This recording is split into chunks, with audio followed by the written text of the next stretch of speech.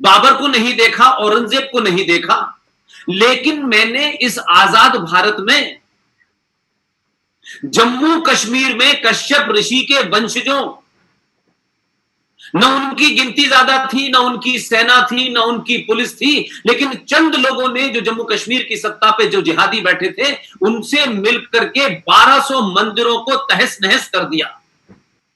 जो मार्कंड का मंदिर था, जिसे आप सूर्य मंदिर कहते हैं, वो समत मिटा दिया और उन 1200 मंदिरों को तोड़ करके आधों के ऊपर पेशाब घर उस इस्लामिक जिहादी सोच ने बनाया और उनके वंशजों को वहां से निकाल के अपने देश में भागने के लिए मजबूर कर दिया।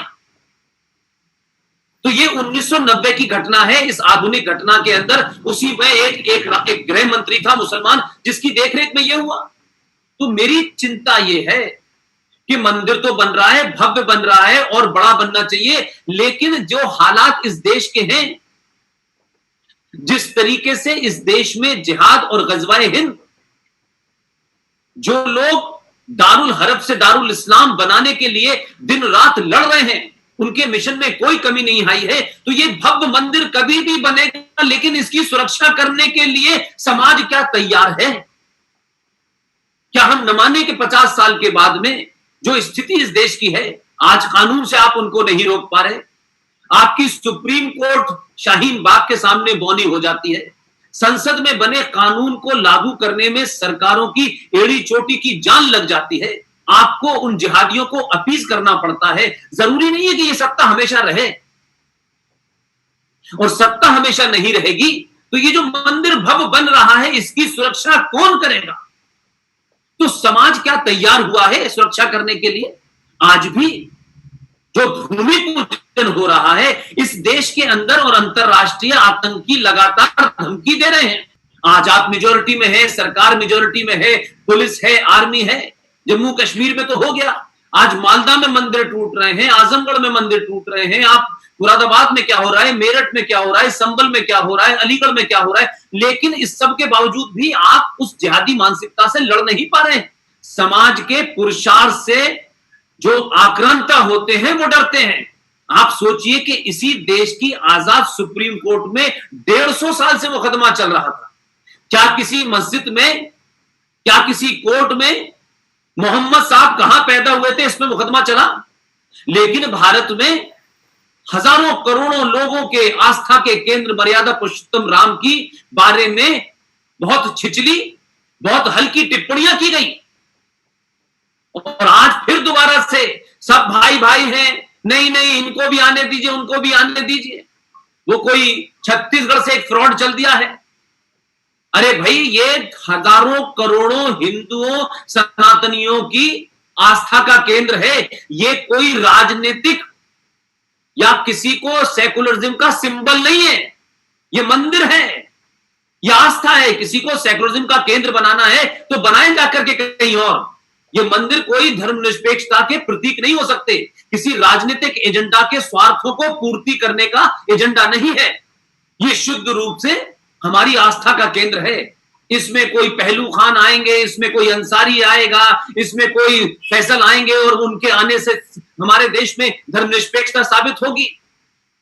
तो हम उस धर्मनिरपेक्षता के बारे में पूछते हैं कि गोल्डन टेम्पल में भी एक मियां मीर थे, उन्होंने नींव रखी थी और ये झूठ बोला गया, इतिहास को में झूठ बोला गया। आज सबको सच्चाई पता है। तो 50 साल के बाद कुछ लोग कहेंगे कि इसमें तो मुसलमानों ने नींव रखी थी, ये तो सेकुलरिज्म का सिंबल है, फिर नींव रखी थी तो वो वहां पूजा करने भी आएंगे।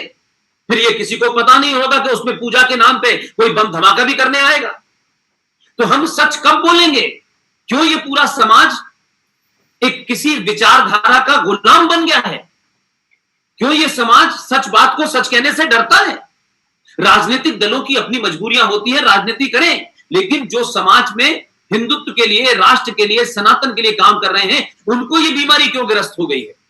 इसलिए आज जो पॉपुलेशन की जो बाढ़ आई हुई है, जो पॉपुलेशन कंट्रोल इस देश में कुछ जिहादी नहीं आने देना चाहते, जब जंग होती है, जब लूटपाट होती है, तो लूटपाट संवैधानिक तौर पे नहीं होती, जुडिशरी नहीं रोक पाती है, तब समाज के सामने चुनौती होती है और समाज ही उसका जवाब दे पाता है। कोई कोर्ट बचाने नहीं आएगी आपको, अगर कोर्ट मजबूत होती तो जम्मू कश्मीर में 5.5 लाख कश्मीरी हिंदू पंडितों को भागकर नहीं जाना पड़ता। और जब कोर्ट में कश्मीरी लोग गए कि भाई हमारा मुकदमा सुन लीजिए, तो सुप्रीम कोर्ट ने कहा कि भाई अब तो इतनी पुरानी बात हो गई, अब हमारे पास तो इसके सबूत नहीं है। तो इस देश की जुडिशरी में भी ऐसे तमाम एलिमेंट हैं कि उन बातों को वो सुनना नहीं चाहते। लेकिन भगवान राम के मुद्दे पर तो उन्होंने हजारों साल पे फैसला दे दिया, लेकिन 30 साल पहले कश्मीरी हिंदू ब्राह्मणों को, जो हिंदू थे वहां, उनको मार के भगा दिया। उनके मारने वाले भी मौजूद हैं। जब भीड़ तंत्र लड़ेगा, जब भीड़ इसको तोड़ेगी, 50 साल बाद तोड़ेगी, 100 साल बाद तोड़ेगी, मैं नहीं जानता। अगर आज हमने सच्चाई के साथ इसका सामना नहीं किया और इसको सरकारों के बल पे नहीं छोड़ा, तब जाकर के ये मंदिर, तब जाकर के इस मंदिर में जो भी आप भव्यता की बात कर रहे हैं, इसमें आप तमाम ताकत लगा रहे हैं। लेकिन मैं सबसे बार बार कह रहा हूं, कोई सोने की ईंट भेज रहा है, कोई दान दे रहा है, अरे ये दान मंदिर तो बन जाएगा, उसके लिए समाज से इस मंदिर को बचाने वाली ताकतों को मजबूत करें, इस मंदिर की सभ्यता को बचाने वाली ताकतों को मजबूत करें, उन लोगों को मजबूत करें जो मेंटली, फिजिकली समाज से इस जिहाद का डर निकालें। इस समाज के अंदर जो डर व्याप्त है उसको बाहर निकालें। अगर समाज मजबूत हो गया तो आप करोड़ों मंदिर बनाएंगे, उसे कोई छू नहीं पाएगा। और समाज बुज़दिल और डरपोक रहा, लालची रहा, कायर रहा, तो आप आज सरकार है, पैसा है, जुडिशरी का फैसला आ गया, तो भाई जो लोग आपकी सभ्यता के खिलाफ हैं वो जुडिशरी को नहीं मानते, वो संसद को नहीं मानते। सीए पे हमने उनका रोक देख लिया, हमने सिविल यूनिफॉर्म सिविल कोड पे देख लिया, पॉपुलेशन कंट्रोल पे देख लिया। तो आज से ही इस सनातन समाज को इस बात के लिए तैयार होना चाहिए कि जो शक्तियां समाज में, सनातन के बीच में जो भी शक्तियां काम कर रही हैं, उनको मजबूत कीजिए, ताकि हर एक भारतीय, हर एक सनातनी चलता फिरता न्यूक्लियर बम हो और उसको पुलिस की और सेना की जरूरत ना पड़े। वो आक्रांता का मुकाबला बराबर से कर सके। और कश्मीर में जिन कमजोरियों के कारण कश्मीरी पंडित वहां से भाग के आए, वो भारत के लोग न भाग के जाएं, क्योंकि ये आक्रांता बाहर से भी आएंगे और अंदर से भी आएंगे। इसलिए आज भारत को चुनौती इस बात की है कि मंदिर की भव्यता तो है, लेकिन ये भव्यता बनी रहे, हजारों साल तक बनी रहे, उसके लिए समाज को जागृत करना जरूरी है।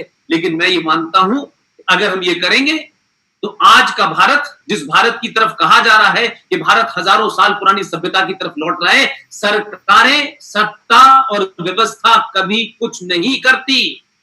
ये जागृति समाज में आई है, इसलिए सत्ता में बदलाव हुआ है। और सत्ता आपके बल पे बैठी है, इसलिए काम कर रही है। लेकिन सत्ता कल जाएगी, परसों जाएगी, 10 साल बाद जाएगी, 20 साल बाद जाएगी, लेकिन आपका दुश्मन, आपकी संस्कृति का दुश्मन, आपके मंदिरों का लुटेरा बराबर इसी निशाने पे बैठा है कि कैसे ये कमजोर हो और हम फिर दोबारा से अपना एजेंडा चलाएं।